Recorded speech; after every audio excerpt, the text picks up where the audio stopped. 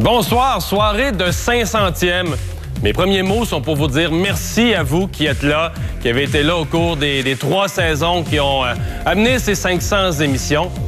Merci à ceux qui ont collaboré aussi. C'est plein de monde sur le plateau. On fait pas ça seul. Cette saison, les saisons précédentes, plein de monde qui ont été là avec moi. Et on vous a réservé une soirée avec d'abord des collaborateurs que vous êtes habitués de voir un à un. Tout le monde autour de la table, une grosse tablée de discussion et un invité de marque en entrevue, l'ex-premier ministre du Québec, M. Lucien Bouchard. On part ça.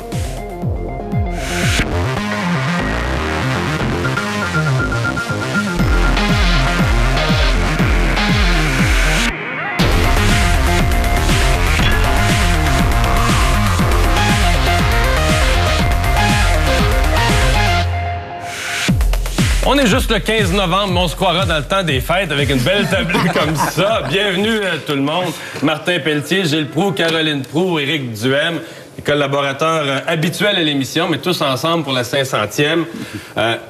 Revue de l'actualité, moins de sujets parce qu'il y a plus de monde, mais un premier sujet qui a trait directement à ce qu'on fait comme travail dans une émission comme la nôtre, une émission d'opinion, une émission qui couvre l'actualité différemment, parce que cet automne, il y a un projet lancé par la ministre de la Culture et des Communications, Christine Saint-Pierre, appuyé par la Fédération professionnelle des journalistes, de la création d'un espèce de titre officiel de journalisme géré par le gouvernement ou réglementé par l'État d'une manière ou d'une autre. Gilles Proulx, tu n'aurais pas... Toi, tu as passé ta vie dans l'actualité, tu n'aurais pas le droit à ce titre-là. Tu n'es pas un vrai journaliste. Je ne le solliciterai pas tant que ça. Les choses ont tellement changé. C'est sûr qu'on peut s'inspirer de la politique française où tu donnes un statut avec la carte professionnelle du gouvernement, avantages fiscaux, puis des gratuités ici, puis les trains. Mais si le comité est chargé de t'émettre la carte professionnelle de journaliste, ça peut être dangereux. Si le comité a des ramifications avec le gouvernement, puis toi, tu n'es plus un libre penseur, eh bien là, il y a des dangers que tu sautes. Je préfère le statut actuel, mais j'aimerais mieux que la Fédération des journalistes ait plus de pouvoir pour exiger, en tout cas, des compétences plus variées. Mais voyons, c'est un débat qui est complètement dépassé aujourd'hui. Les jeunes ne s'informent plus dans les médias. Toi-même, si Gilles Proulx est sur Twitter aujourd'hui, imagine-toi les jeunes qui nous écoutent à la maison et apprennent les nouvelles sur Twitter la veille, avant qu'on le publie dans le quotidien le lendemain matin. Alors, le titre de journaliste, tout le monde s'en fout. Martin, la ministre Saint-Pierre dit ça, c'est une menace. Là. Les blogs, le journalisme citoyen, elle dit tout un chacun se prétend journaliste. Elle dit c'est une menace. Moi, je pense que c'est pas une menace, je pense que c'est une opportunité. La vraie menace, en fait, c'est le gouvernement qui s'ingère dans la profession. Parce qu'il faut qu'il y ait un pare-feu entre les journalistes, les chroniqueurs, les gens d'opinion d'un côté, puis le pouvoir politique de l'autre. À partir du moment où il commence à avoir des liens entre les deux, puis que le politique décide qui a accès aux sources, puis qui n'a pas accès aux sources, c'est là où on se dirige vers un totalitaire. C'est important ce que tu dis. Il y a ça dans sa politique, Mme Saint-Pierre, que ceux qui ont la carte de journaliste, exemple, s'il faut savoir des privilèges. Combien ça a coûté telle affaire dans un ministère, là, puis t'appelles, si t'as la carte de journaliste, on te donne l'information plus vite. Et tout ça vient d'une ex-journaliste de Radio-Canada, en marge d'une enquête menée par l'équipe d'enquête qui nous parle du super empire qu'est Québecor.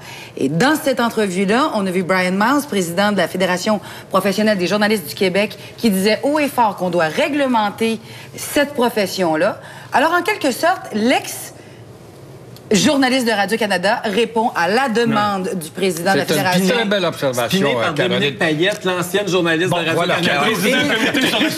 Et Radio-Canada, qui est elle-même une officine de propagande et d'autocensure et de liste noire, tout comme le journal de la presse, soit dit en passant. Mais là, on peut pas dire que les journalistes d'enquête font pas un bon travail, et je suis même pas sûr que ces journalistes-là eux-mêmes demanderaient d'avoir le label de journaliste essaie donc professionnel. d'entendre Radio-Canada, toi, c'est tu es sur la liste privilégiée de Radio-Canada. Essaie donc demain, compétence pour compétence, t'es aussi bon qu'un gars qui est là depuis des années. Bon, alors, je vois des journalistes à Radio-Canada qui sont embaumés, qui nous parlent avec une cassette dans le dos, qu'on tourne avec une manivelle. C'est sûr que c'est pathétique. Laissez la place aux jeunes.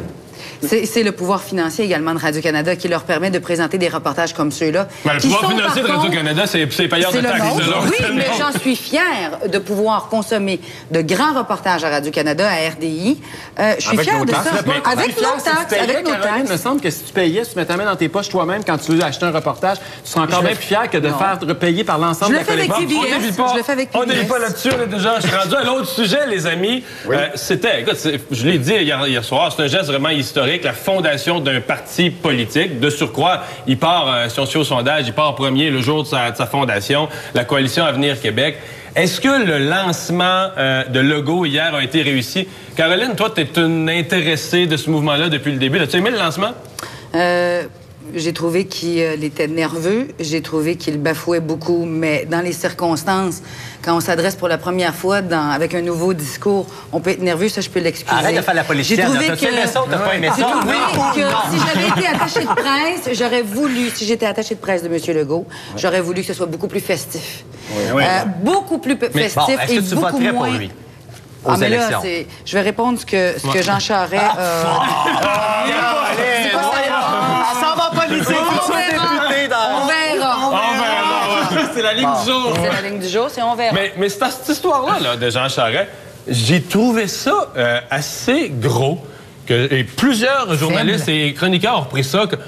Legault n'a pas toutes les réponses, il dit on verra. Jean Charest crée en moyenne 12 comités par année pour étudier toutes sortes de sujets où il ne sait pas quoi faire. Faut bien faire. C'est pas des on verra quand tu dis on va créer un comité d'études. Mais c'est comme si Legault, parce qu'il est nouveau, n'aurait pas le droit à l'erreur que le gouvernement... c'est qu'il a utilisé le même mot à 4 occasions. Ouais, je comprends. S'il avait changé son vocable, on verra n'aurait pas existé. Non, mais tel que relevé par les journalistes. C'est que Jean Charest, lui, devrait dire on noiera. Nous autres, on a noyé, puis on va noyer encore avec des comités qui n'avancent pas. Mais c'est vrai que Legault est paru très fragile hier. Il n'a pas l'étoffe, le charisme nécessaire pour allier avec l'assurance d'un Lucien Bouchard ou d'un René Lévesque. Ou d'un Mario Dumont. Ou d'un Mario Dumont. C'est bon. Mais en même temps, Gilles, les Québécois, là, ce qu'ils veulent en ce moment, c'est quelqu'un de pragmatique, qui peut faire le ménage dans l'État québécois et sans se camper ni à droite ni à gauche. Il a bien déjoué cette question-là. Hier, je pense, François Legault. C'est son erreur. Mais toi, Éric, moi, je suis complètement d'accord, en désaccord avec ça. En fait, la raison pourquoi Jean Charest est capable de dire des on verra puis de le dire he's a separatist aux anglophones au Québec aujourd'hui, c'est parce que François Legault a été incapable lui-même de se définir et il est en train de se faire définir par ses adversaires. Non, mais justement, c'est pas ton avantage habituellement quand tu fais... C'est pas un débat dépassé là, de parler de souverainisme, de fédéralisme, de parler de droite, de gauche, pour l'État du Québec en ce moment. Mais il faut que tu dises où tu t'en vas. Le problème, tu peux pas être tout et son contraire, puis pour tout le monde, son beau-frère, sa belle-sœur, puis son prochain. Un moment donné, il faut que tu fasses des choix. En politique, non, mais choisir, il y a quand même quelques priorités, Legault. L'éducation, médecin par personne, il y a quelques affaires.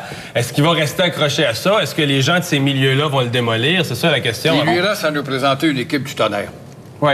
Ça va arriver, ça? Tu qui crois que ça... Moi, je pense que oui. Je pense qu'il y a bien du monde qui vont vouloir se présenter. Il y a des disent qu'il y a full aux portes qui ont reçu 500 CV. Mais là, c'est mal parti. Hier, Charles Sirois, son co-listier, dit « Je me présenterai. » Ce matin, Nancy Charest, l'ancienne députée libérale, que tout le monde attendait candidate en matin, elle a dit « Je me présente pas non plus. » Sébastien Proulx a dit la même chose hier, qu'il n'y allait pas. Mais le Québec souhaiterait avoir un Jack Layton prise 2 en termes d'orateur, en termes de bon gars, en termes de quelqu'un qui nous prendrait, qui nous accompagnerait. Mais ça nous prend un gestionnaire aussi. C'est le premier ministre. C'est pas juste un chef d'opposition. Les premières fois où on fait ça. Les amis, je préférais Mike Harris, mais enfin, c'est pas la bonne. Mike Harris. Ou un Rob Ford. Ça nous plaît, ça. Hey, Gilles et compagnie, j'ai préparé un petit test ce matin. Je vous ai lancé ça. Donner du temps pour y réfléchir. Martin, tous les autres vont suivre. Prochaine élection, qui vont être les joueurs sur la glace et quand va-t-elle avoir lieu? Bon, rapidement, je pense qu'au Parti libéral, Jean Charest va quitter, va être remplacé par qui? Peut-être un sauveur pour le parti. C'est sûr qu'il va y avoir François Legault, Gilles Duceppe au Parti québécois. Et l'ADQ va être fusionné avec la CAQ. Alors, ce qui veut dire que les élections n'auront pas lieu au printemps. Ça va avoir lieu en novembre prochain. 2012. Gilles? Moi, je pense que les élections vont avoir lieu quelque part en octobre ou septembre. Il n'y a pas de doute. Mais que Jean Charest va être encore là. Okay. Qu'est-ce qui me fait dire ça? C'est qu'on va finir par le qualifier de l'homme qui a passé à travers les tempêtes. Et après que tout, c'est l'expérience, il est là depuis longtemps pour y faire confiance encore. C'est le danger. Okay. Caroline? Mai 2012, les élections, Jean Charest à la tête du parti, Marois également, PLQ élu minoritaire avec l'opposition officielle donnée à François Legault, 16-18 députés d'élus pour Legault.